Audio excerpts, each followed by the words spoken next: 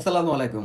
আজকের এই ভিডিওটা আওয়ামী লীগের তৃণমূল কর্মীদের জন্য খুবই গুরুত্বপূর্ণ, তাই সবাই ভিডিওটা মনোযোগ দিয়ে শুনবেন। কারণ আগামী 26 তারিখ মানে 26শে মার্চ আওয়ামী লীগের চলে যাওয়া এমপি মন্ত্রীদের মধ্যে 100-র উপরে এমপি মন্ত্রী একসাথে বাংলাদেশে প্রবেশ করবে। আর এই নিউজটা করছে আমাদের বাংলাদেশের কিছু মিডিয়া, যারা এই নিউজের রেফারেন্স হিসেবে তুলে ধরছে ইন্ডিয়ার একটা নিউজ চ্যানেলকে। যে নিউজ চ্যানেলে এই এমপি মন্ত্রীরা বলছে যে আমরা 26 তারিখ বাংলাদেশে সবাই একসাথে ঢুকবো। আবার কিছু মিডিয়া প্রচার করতেছে মাননীয় প্রধানমন্ত্রী শেখ হাসিনা উনি একটা হোয়াটসঅ্যাপ গ্রুপে অ্যাড আছেন, ওইখান থেকে নেতাকর্মীদের দিক নির্দেশনা দিচ্ছে। আর সে দিক নির্দেশনা পেয়েই 100-র উপরে এমপি মন্ত্রী দেশে 26 তারিখ ঢুকার সিদ্ধান্ত নিছে। এখন আওয়ামী লীগ কি সত্যি 26 তারিখ ফিরবে? আর আওয়ামী লীগ ফিরলে কেমন শক্তি নিয়ে ফিরবে? আওয়ামী লীগ কতটা ভয়ঙ্কর রূপে ফিরবে? আর আওয়ামী লীগ ফিরার পর কাদের জন্য সবচাইতে বেশি বিপজ্জনক হয়ে উঠবে? সবার আগে বলি, কাদের জন্য বিপজ্জনক হবে? কিছু সমন্বয়ক যারা মানুষকে বিভ্রান্ত করছে, সাধারণ শিক্ষার্থীদের বিভ্রান্ত কইরা তাদের ব্রেন ওয়াশ করছে, তাদের জন্য মহা বিপদ হয়ে যাবে আওয়ামী লীগ যদি 26 তারিখ ফিরে। আর আওয়ামী লীগ যদি ফিরে তাহলে আওয়ামী লীগের রূপ ভয়ঙ্কর হবে শুধুমাত্র রাজাকারদের জন্য। আওয়ামী লীগ ফিরলে রাজাকারের অস্তিত্ব এই বাংলার মাটি তার থাকবে না, এটা আমি গ্যারান্টি দিয়ে বলতে পারি। এখন চল, আওয়ামী লীগ ফিরবে নাকি ফিরবে না? সত্যি কি 100 এমপি মন্ত্রী বলছে যে এরা দেশে ঢুকবে? সত্যি কি মাননীয় প্রধানমন্ত্রী হোয়াটসঅ্যাপ গ্রুপ থেকে দিক নির্দেশনা দিচ্ছেন? ওইটা নিয়ে আলোচনা করি।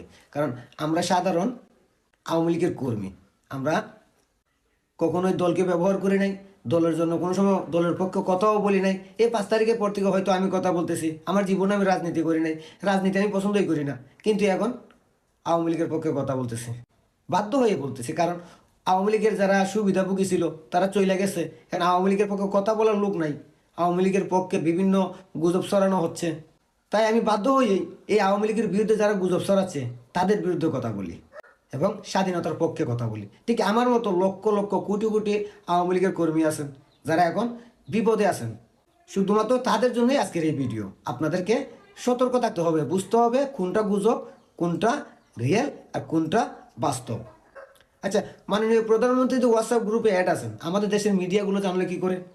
আমাদের মাননীয় প্রধানমন্ত্রী আছেন ইন্ডিয়াতে, ওখানে ওনাকে এমনভাবে রাখা হয়েছে, একজন মুখ্যমন্ত্রীকে যেভাবে নিরাপত্তা দেয় ইন্ডিয়া, এসি আরও কড়া নিরাপত্তার মধ্যে মাননীয় প্রধানমন্ত্রীকে রাখা হয়েছে। এখন উনি যে হোয়াটসঅ্যাপ গ্রুপে অ্যাড হয়ে বসে আছেন, কথা বলতেছেন, ওইটা আমাদের দেশে মিডিয়া জানলো কী করে? তাই আমার কাছে মনে হয় এই কথাটা মানে হোয়াটসঅ্যাপ গ্রুপের যে বিষয়টা ওইটা পুরোটাই মিথ্যে এবং গুজব। আর এই গুজব ছড়ানোর কারণটা হচ্ছে যাতে সাধারণ আওয়ামী লীগের কর্মীরা বিভ্রান্ত হয়। আবার আমাদের দেশের মিডিয়াগুলো বলতেছে যে মাননীয় প্রধানমন্ত্রীর কথাবার্তায় বুঝতে পারছে যে শেখ হাসিনা 26 তারিখ আসার টিকলা দিয়েছেন। আচ্ছা ভাই, ওনারা কি এখন মনোবিজ্ঞানী হয়ে গেছেন মিডিয়াগুলো? আপনারা কি এখন বলতো মাননীয় প্রধানমন্ত্রী যে কল রেকর্ডগুলো ফাঁস হয়েছে ওগুলোতে কোনো ধরনের ভয় ভীতি অনুভব করছেন? ওনার কথাবার্তায় কোনো ভয় অনুভব করছেন আপনারা? করেন নাই। কারণ ভাই উনি বঙ্গবন্ধুর কন্যা, ওনার উপরে একে একে 24 বার হামলা হয়েছে মেরে ফেলার জন্য, উনি একটুও ভয় পায় নাই। উনি এমন একজন প্রধানমন্ত্রী যে কাউকে ভয় পায় না। এখন প্রধানমন্ত্রী শেখ হাসিনা যদি 26 তারিখে আসার কথা ভাইবা থাকে, তাহলে নিশ্চয়ই বড় বড় এমপি মন্ত্রীদের কাছে বলছে যারা দেশ থেকে চলে গেছে। আর তাই আমাদের বাংলাদেশের মিডিয়াগুলো প্রচার করতেছে যে এমপি মন্ত্রী 100 জন ঢুকবে। আচ্ছা ভাই, যারা বাংলাদেশে ঢুকার চিন্তা ভাবনা করে ফেলছে তারাই এখনও কেন মিডিয়াতে এসে সরাসরি নিজেরা কথা বলতেছে না? তারা তো ঢুকবেই দেশে, তাহলে তারা তো সরাসরি এসে বলতেই পারে যে আমরা 26 তারিখ ঢুকবো দেশে, সবাই নেতাকর্মী রেডি থাকো। কিন্তু তারা যেহেতু সামনে আসে নাই, তাই আমার কাছে মনে হচ্ছে এটা বর্তমান সরকারের এবং তেলবাজ মিডিয়ার একটা গুজব, চালাকি, যাতে আওয়ামী লীগের তৃণমূল কর্মীরা এইসব শুই না বিভ্রান্ত হয় এবং অনেকেই মাঠে নামবে। আর মাঠে নামলে কি হবে? বর্তমান এনজিও সরকারের দালালরা তাদেরকে আটক করবে এবং আওয়ামী লীগের তৃণমূল কর্মীরা বিভ্রান্ত হবে যে হ্যাঁ, আসবে বলছে, আসে নাই, আমাদেরকে কষ্ট দিল, আমরা রাস্তায় নামলাম, এখন ওরা নাই। তাই আমার কাছে মনে হয় এটা সম্পূর্ণ একটা গুজব ছড়ানো হচ্ছে আওয়ামী লীগের তৃণমূল কর্মীদের বিভ্রান্ত করার জন্য আর বিপদে ফেলার জন্য। তাই আপনাদের কাছে আমার অনুরোধ, আপনারা এইসবে কান দিবেন না।